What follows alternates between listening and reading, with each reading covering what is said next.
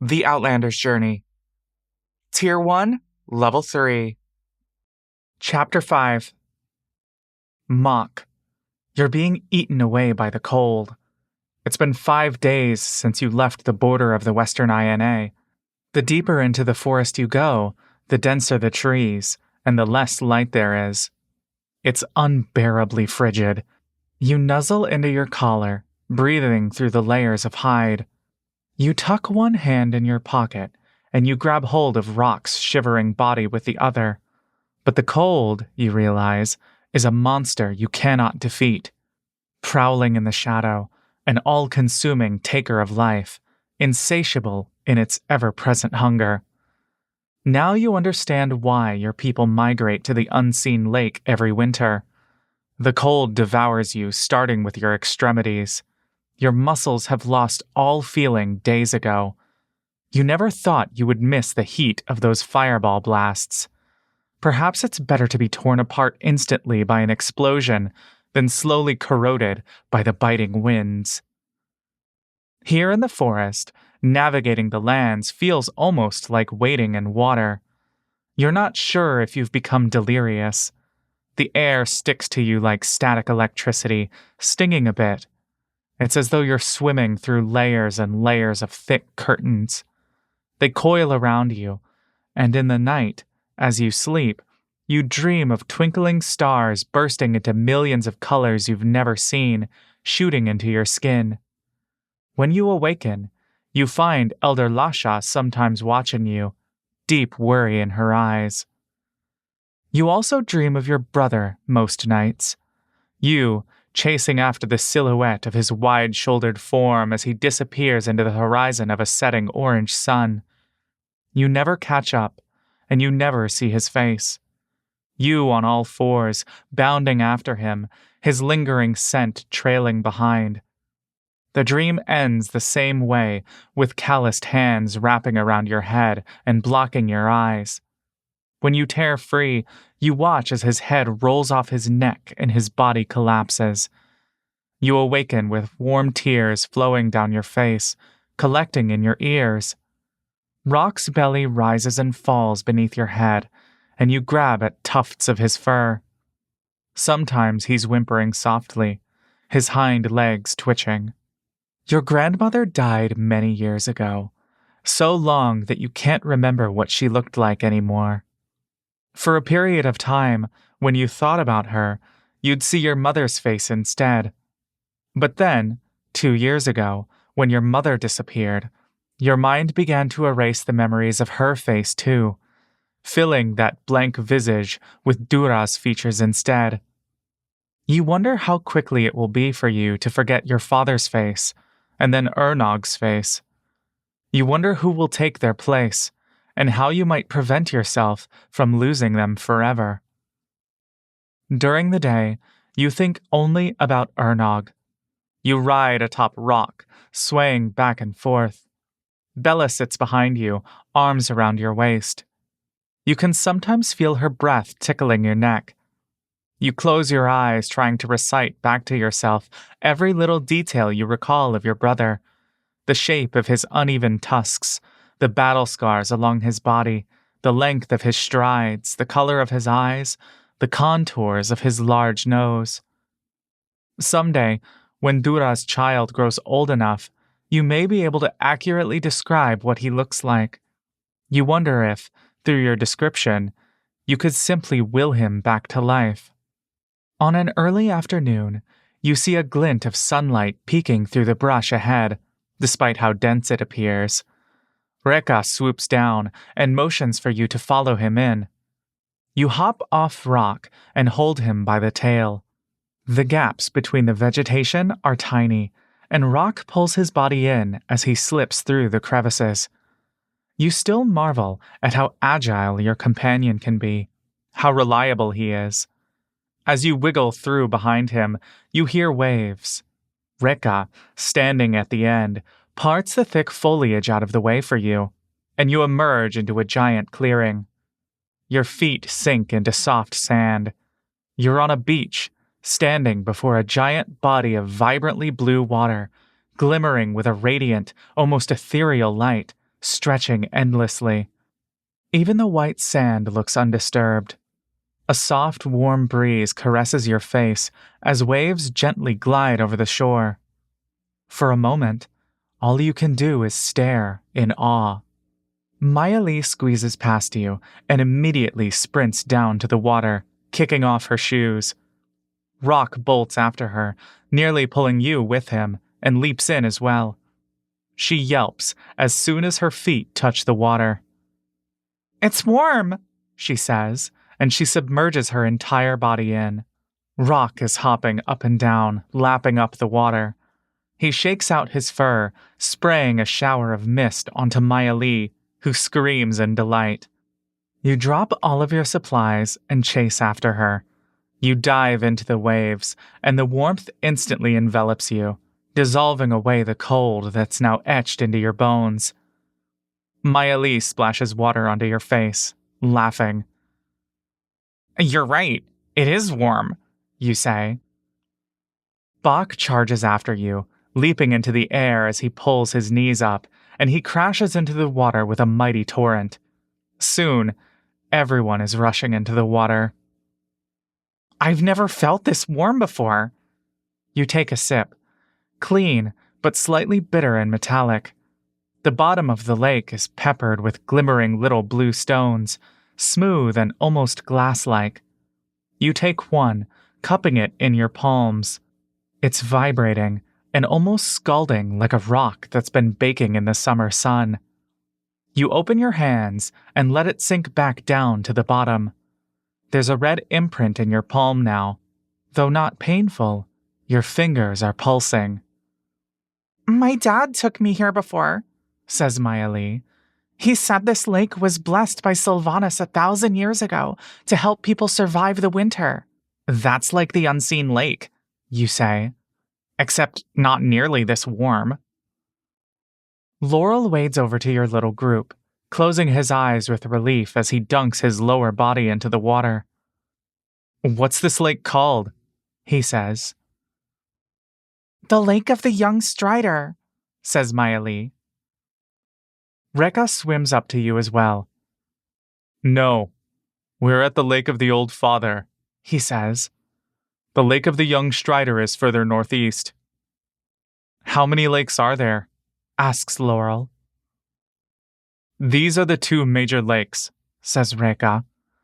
"They run along the forest's ley line. That is why they are warm. We shouldn't stay too long. The Feywild portals are close." Rock lifts a leg and pees into the water. You take this as your cue to leave as well. You run up the beach, shaking out the water. Laurel follows behind you, pulling Maya Lee along by the arm, and Bach, whose nose is submerged, blowing out little bubbles, reluctantly drags himself back onto shore. Eventually, everyone gathers back together and forms a small circle. Ark goes around and casts a spell to dry all of you off.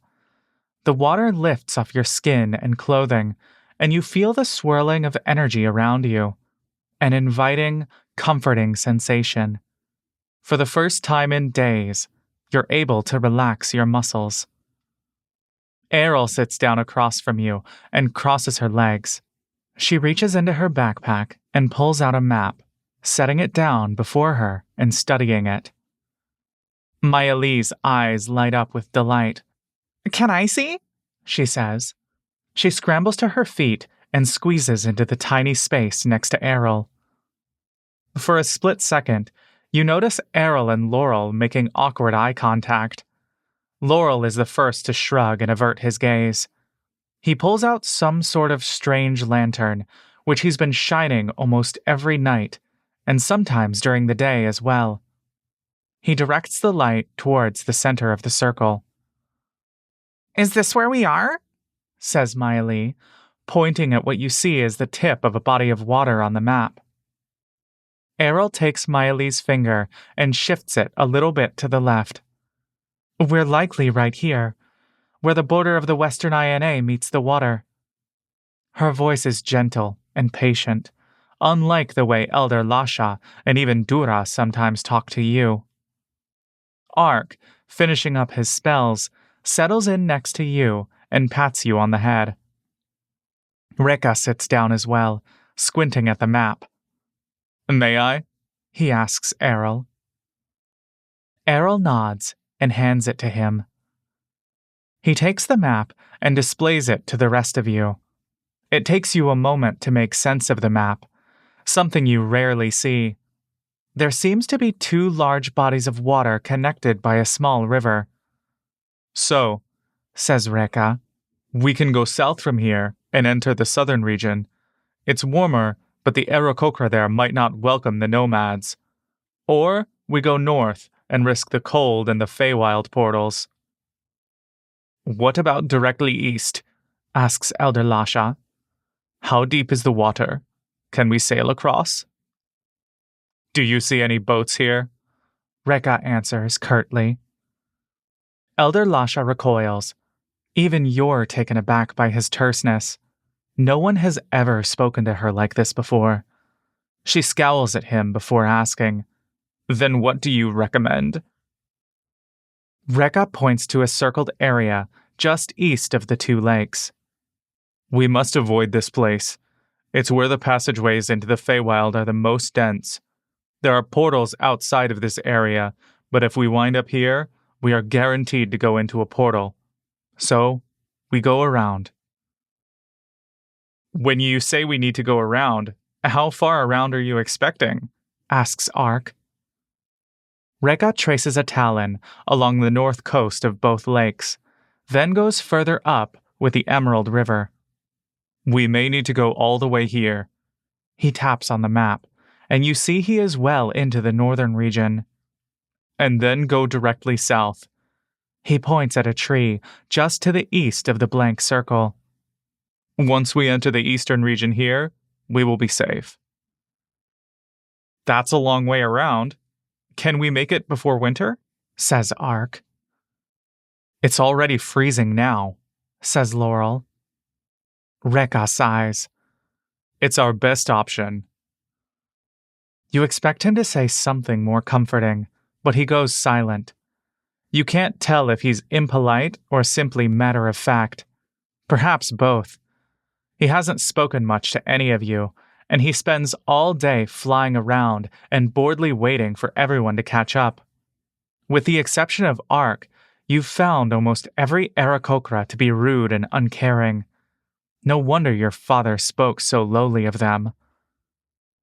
"I think," says Ark, reaching a hand out to Reka, "we just need a little assurance. Everyone's been through a lot." Reka blinks, clearly confused. He gazes into Ark's eyes and then scans everyone else's faces. "I see." He nods. "I am with you all. Your success is my success. I would not be traveling with you like this if it was as risky as it sounds.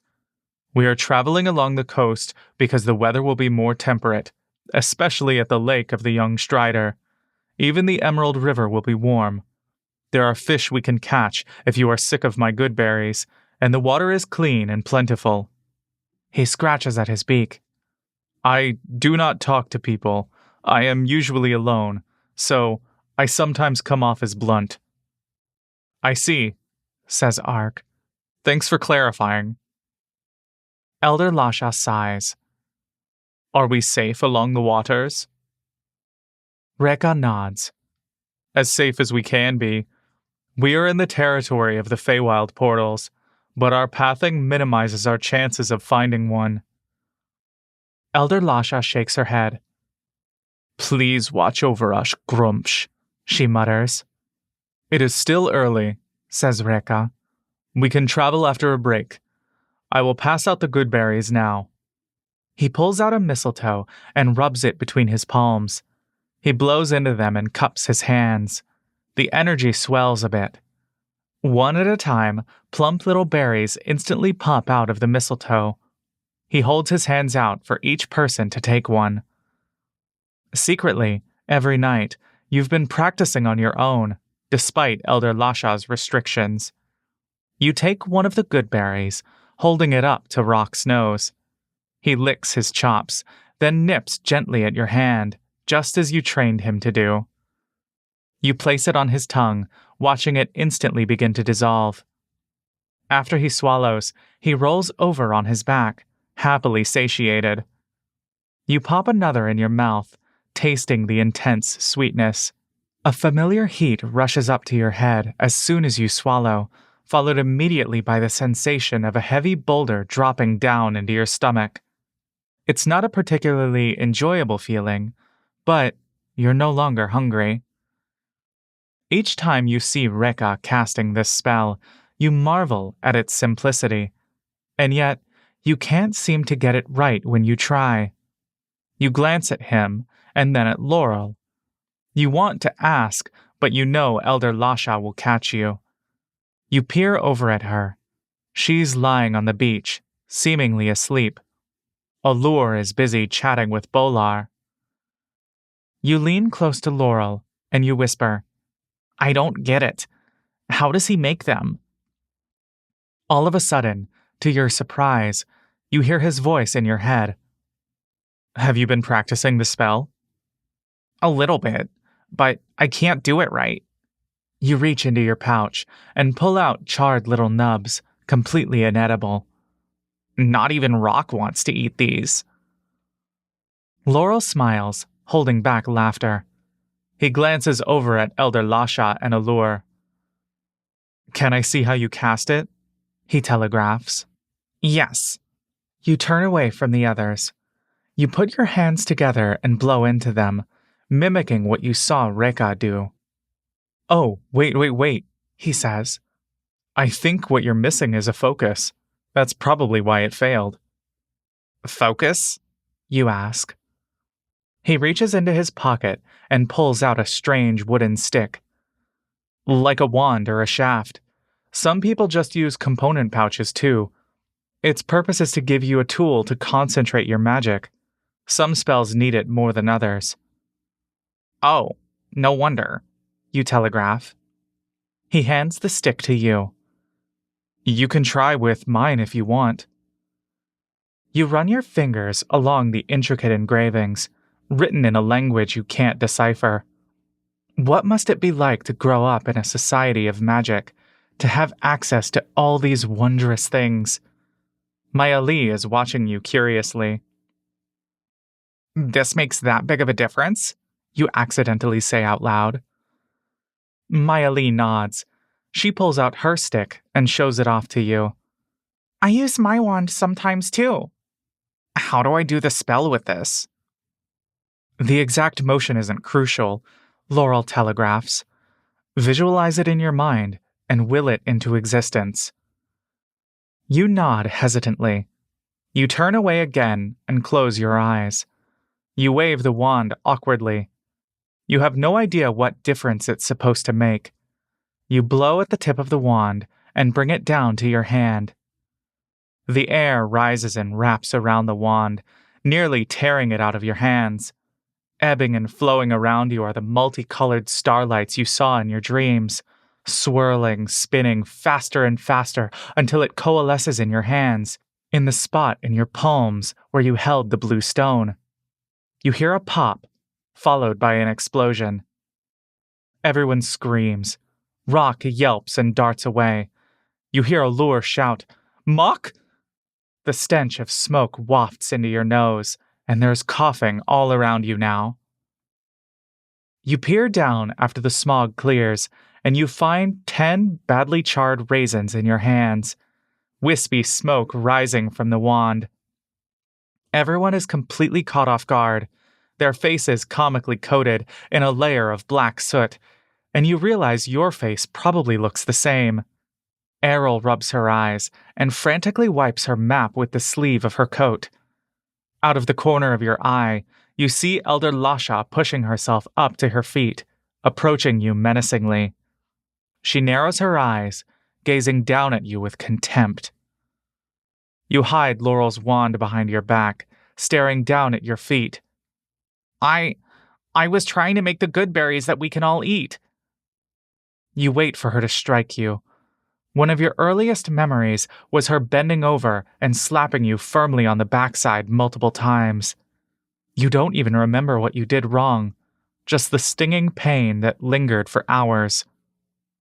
Instead, she speaks softly, exasperation in her voice. You are all young, she says. I know I seem harsh, but it is because you still do not understand. You are all too naive to understand. But Ernog did not understand either. She turns to stare at Laurel, Maya Lee, and Bach, who all hang their heads. Mock, my little boy, you've grown so much, and I want nothing but the best for you. Perhaps you don't understand now, but you will someday. She sighs. I suppose now is as good a time as any to explain why I hold my stance against magic so firmly. We do not tolerate the practice of magic because the weave is a living entity. She waves her arm in the air. It lives on in place of its creator, Mistra. The mention of Mistra comes to you as a surprise. For whatever reason, you held the assumption that Elder Lasha and the others knew absolutely nothing about magic. Not that you knew anything before Maya Lee and Laurel taught you. You know the weave? Asks Maya Lee, equally bewildered. I am not as ignorant as you believe me to be, my children. I know the weave. I sense it. I even see it at times. I believe I am not so different from you, Mock.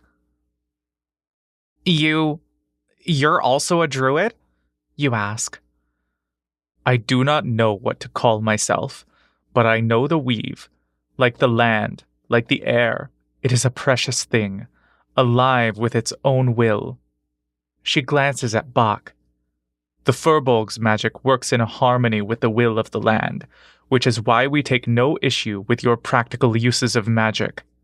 She peers at Reka, and to some extent, this is how the Aarakocra utilize the weave as well.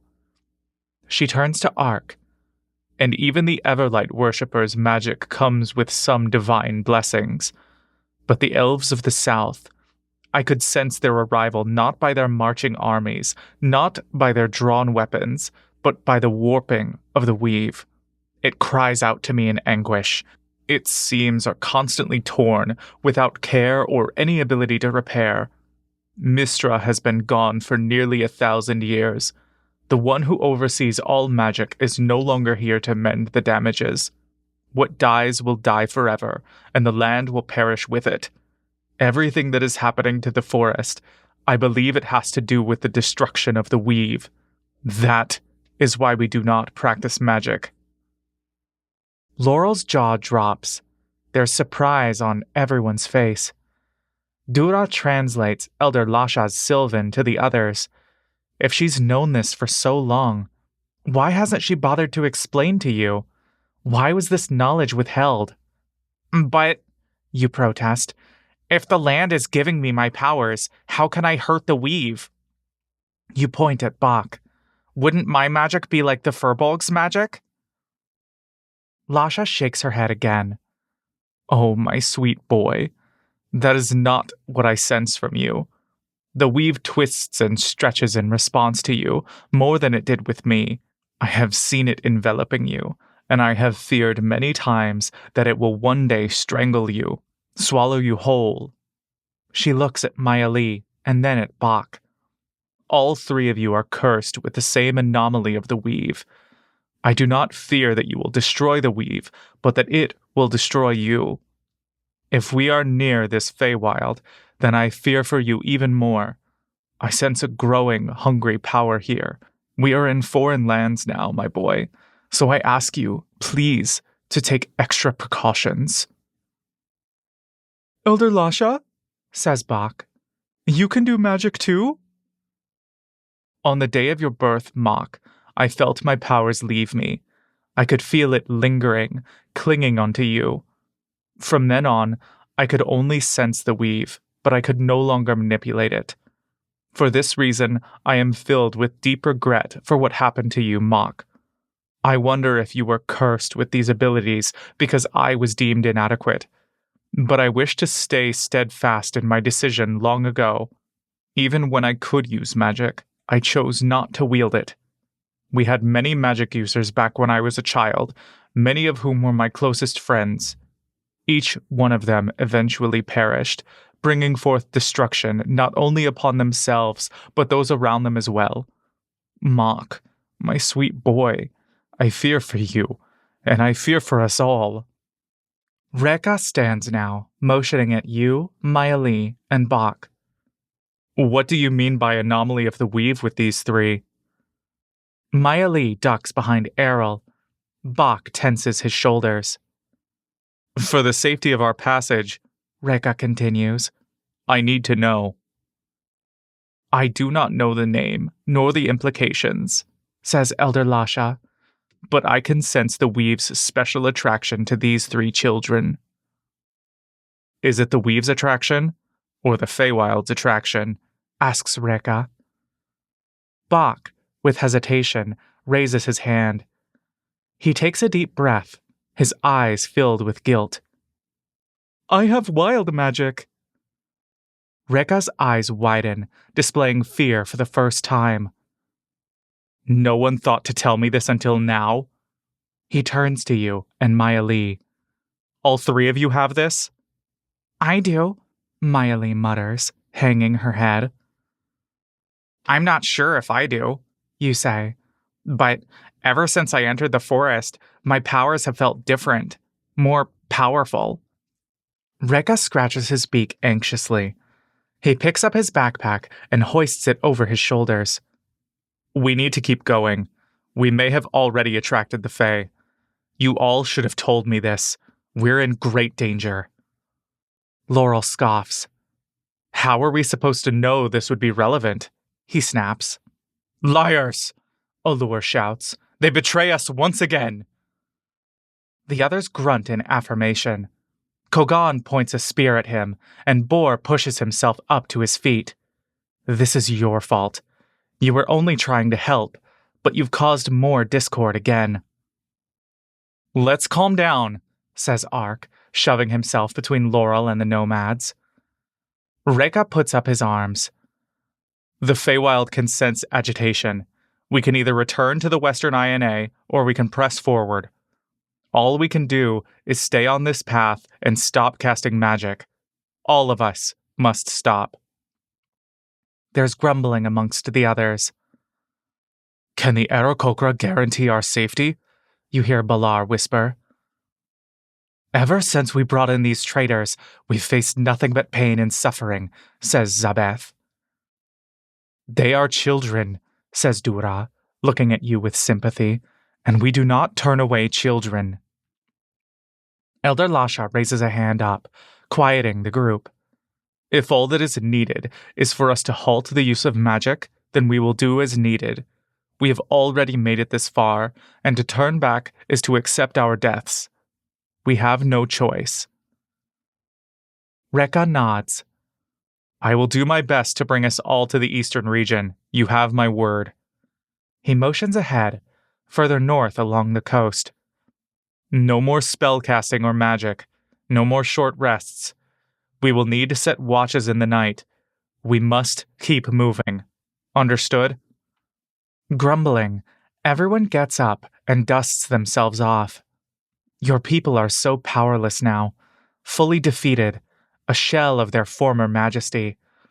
You wonder what Ernog would make of all of you. How would he lead everyone? Surely he could bring them all back. Everything he did back then seemed so assured. But you felt this way about your father as well, and your grandfather. All of them gave off the impression of confidence that you sorely need.